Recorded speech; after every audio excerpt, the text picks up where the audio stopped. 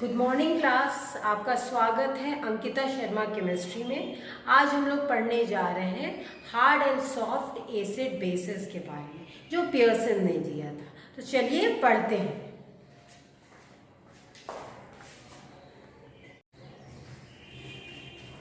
तो आइए पियर्सन के hard and soft acid basis के बारे में जानते हैं। पियर्सन ने कुछ एक्सपेरिमेंट किए थे 1963 में कॉम्प्लेक्सेस का।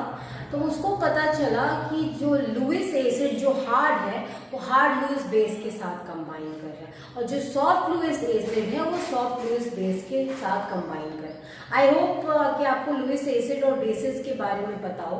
लुईस एसिड जो होता है वो इलेक्ट्रॉन पेयर एक्सेप्टर होता है और लुईस बेस जो होता है वो इलेक्ट्रॉन पेयर डोनर होता है। इससे उसने कुछ पॉइंट्स ड्रॉ किए। पहला पॉइंट ये था कि हार्ड एसिड हार्ड बेस के साथ कंबाइन कर रहा था और सॉफ्ट एसिड सॉफ्ट बेस के साथ कंबाइन कर रहा था। दूसरा पॉइंट जो उसको पता चला कि हार्ड एसिड और हार्ड बेस और सॉफ्ट एसिड और सॉफ्ट बेस हार्ड एसिड और सॉफ्ट एसिड और सॉफ्ट बेस से ज्यादा स्टेबल होते हैं, यानी हार्ड और सॉफ्ट इंटरेक्शन एसिड और बेसिस का ज्यादा स्टेबल होता है।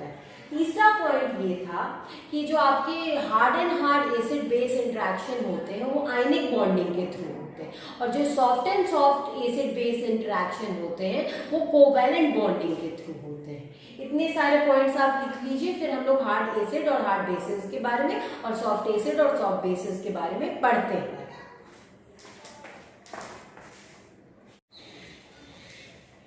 हार्ड एसिड आयरलैंड और चैट ने 1958 में जो हार्ड एसिड है उसको क्लास ए मेटल आयंस या मेटल एसिड्स में डिफाइन किया था। अब हार्ड एसिड कैसे होते हैं? पहला पॉइंट है ये जो होते हैं एक्सेप्टर मेटल्स आयंस छोटे साइज के होते हैं।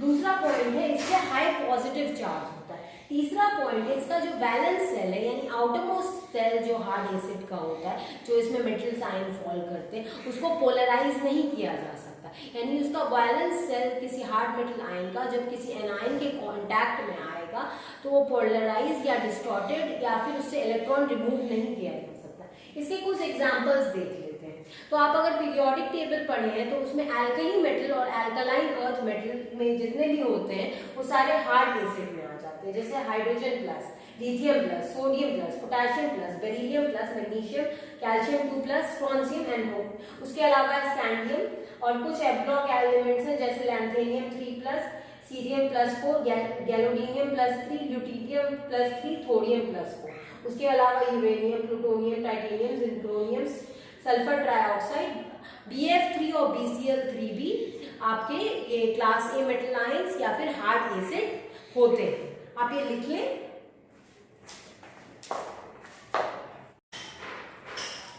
अब सॉफ्ट एसिड्स को आयरलैंड और चैट ने क्लास बी मेटल एटम्स या मेटल एक्सेप्टर कहा था। अब इसकी प्रॉपर्टीज कैसे होती है?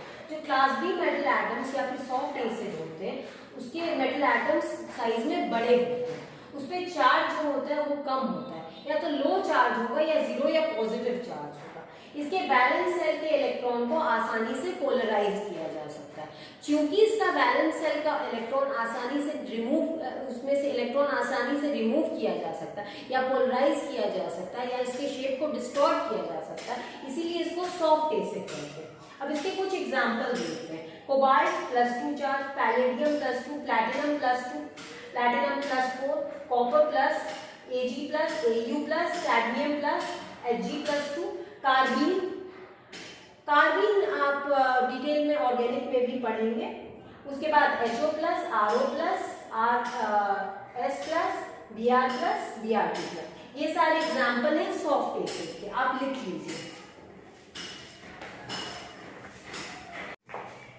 आइए हार्ड बेसिस के बारे में जान लेते हैं। जैसा कि मैंने आपको बताया कि electron pair acceptor Lewis acid होता है, electron pair donor Lewis base होता है।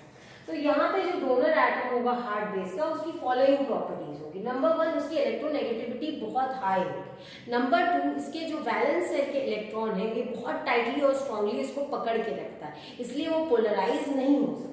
तीसरी प्रॉपर्टी इसके जो ऑर्बिटल्स होते हैं वो कंप्लीटली फिल्ड होते हैं। इसके एग्जाम्पल हो गए आपका ammonia, RNH2 N2H4, water OH minus, oxide ion ROH R2O, acetate ion, carbonate ion, nitrate ion, phosphate ion, sulfate ion, chlorate ion और F माइनस आयन यानी फ्लोराइड आयन। आप नोट डाउन कर लें। आइए अब जानते हैं सॉफ्ट बेसिस के बारे में। तो सॉफ्ट बेसिस बिल्कुल ऑपोजिट हो जाएगा हार्ड बेसिस के। इसकी जो डोनर एटम होगी उसकी इलेक्ट्रोनेगेटिविटी कम होगी, बहुत लो होगी।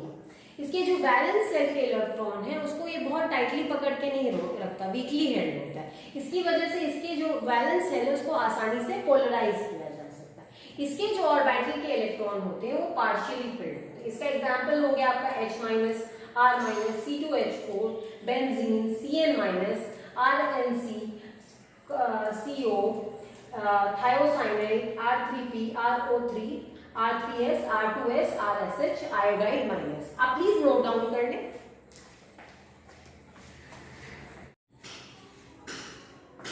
अब आ जाते हैं बॉर्डर लाइन या इंटरमीडिएट एसिड एंड बेसिस पे।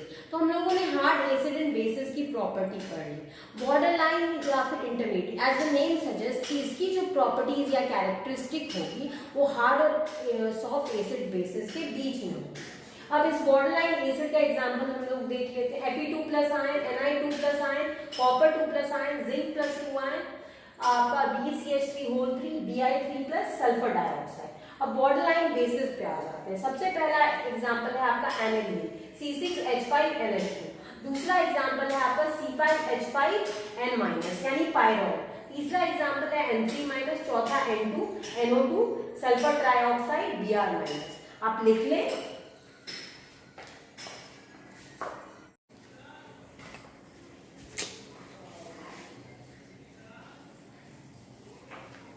तो आइए hard and soft acid basis के प्रिंसिपल का एप्लीकेशन जानते हैं।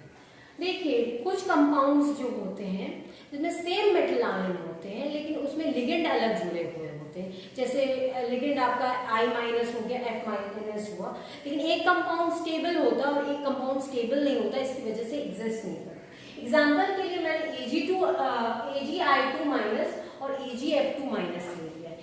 Agi2- एग्जिस्ट करता है लेकिन Agf2- एग्जिस्ट नहीं करता। अब इसका रीजन क्या है कि Agi2- एग्जिस्ट करता है? Agi2- में मेटल एटम यानी Ag+ जो है वो सॉफ्ट एसिड है और I- Agi2- में सॉफ्ट बेस है, इसलिए उन लोगों का सॉफ्ट इंटरेक्शन हुआ जिसकी वजह से वो स्टेबल होता है। दूसरा क्या हो गया, Ag F2- में Ag+ जो है आपका वो सॉफ्ट मेटल हो गया, soft metal class A metal हो गया, और I- जो है वो आपका हार्ड ये एसिड हो गया जिसकी वजह से वो स्टेबल नहीं होता और एग्जिस्ट नहीं करता। दूसरा इसका एप्लीकेशन ये है, जैसे कोई एम्बीडेंटेट लिगेंड है, हम लोग एग्जांपल के लिए HCl ले रहे हैं, तो इसमें बॉन्डिंग जो होती है सल्फर से भी हो सकती है HCl में और नाइट्रोजन से भी हो सकती है। अब मेरी मेटल के एग्जांपल के लिए मैंने दो मेटल ले लिया है, कोबाल्ट +2 और प्लैटिनम +2। तो कोबाल्ट बनाता है आपका CuNCS4 यानी CuNCS4 यानी कोबाल्ट की बॉन्डिंग नाइट्रोजन से हुई है। कोबाल्ट की बॉन्डिंग नाइट्रोजन से इसलिए हुई है क्योंकि कोबाल्ट एक हार्ड एसिड है और नाइट्रोजन एक स्ट्रॉन्ग बेस है, मतलब हार्ड बेस है। इसी तरह PdHCl4 है, जिसमें आपका PD जो होगा वो एक सॉफ्ट एसिड होगा और सल्फर से बॉन्ड करेगा क्योंकि वो एक सॉफ्ट बेस है। आप ये लिख लें।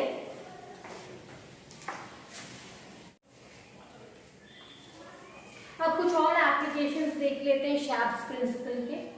पहला एप्लीकेशन है stability of a complex compound having different ligand. जैसे हम लोगों ने CuNH3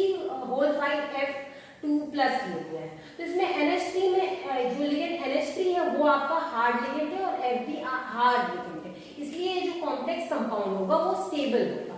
वहीं पे CONH3 है, जिसमें NH3 जो है वो एक हार्ड लिगेंड है लेकिन I जो है वो एक सॉफ्ट लिगेंड है, इसलिए कंपाउंड स्टेबल नहीं होगा और अनस्टेबल होगा। दूसरा पॉइंट आ जाता है, दूसरा एप्लीकेशन आ जाता है हम लोग का सिम्बाइसिस।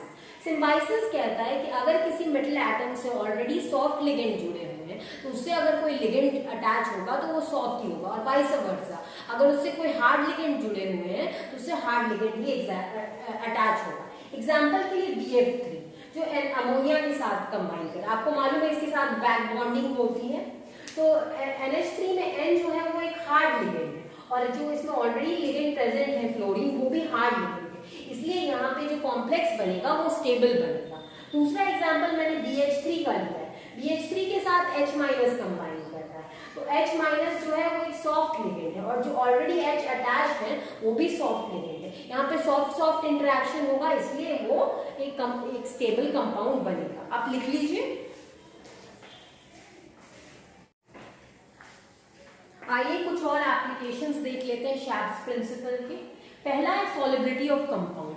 तो मैं बताना चाहूंगी, मैंने कंपैरिजन किया HGS और HgO2 में। HGS में सॉफ्ट इंटरेक्शन है, यानी सॉफ्ट एसिड सॉफ्ट बेस के साथ कंबाइन कर रहा है, इसलिए वो स्टेबल होगा। HgOH2 में Hg जो है वो एक सॉफ्ट एसिड है, लेकिन OH जो है वो एक हार्ड बेस है। यहाँ सॉफ्ट हार्ड इंटरेक्शन हो रहा है, जिसकी वजह से कंपाउंड स्टेबल नहीं होगा। अब क्योंकि ये अनस्टेबल है तो एसिडिक सोल्यूशन में HgO2 जो होगा वो आसानी से डिसॉल्व कर जाएगा, लेकिन HGS डिसॉल्व नहीं करेगा। दूसरा है appearance of metals in nature.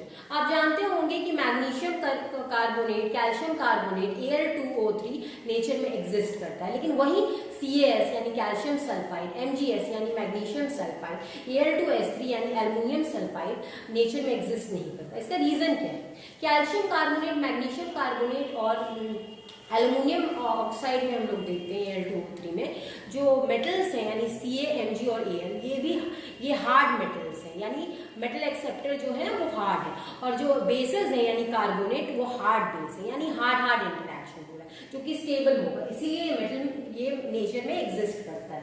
लेकिन अगर आप MgS, CS और Al2S3 की बात करेंगे तो यहाँ पे जो मेटल एटम है वो हार्ड है, लेकिन जो सल्फाइड है जो बेस है वो सॉफ्ट है, यानी हार्ड एंड सॉफ्ट इंटरेक्शन हो रहा है, यानी ये एक अनस्टेबल कंपाउंड फॉर्म करेगा, इसलिए वो नेचर में एग्जिस्ट नहीं करता है। आज के लिए मेरे क्लास में इतना ही। आई होप आपको ये क्लास अच्छा लगा होगा। मिलते हैं इस लेक्चर के पार्ट 2 में। Thank you.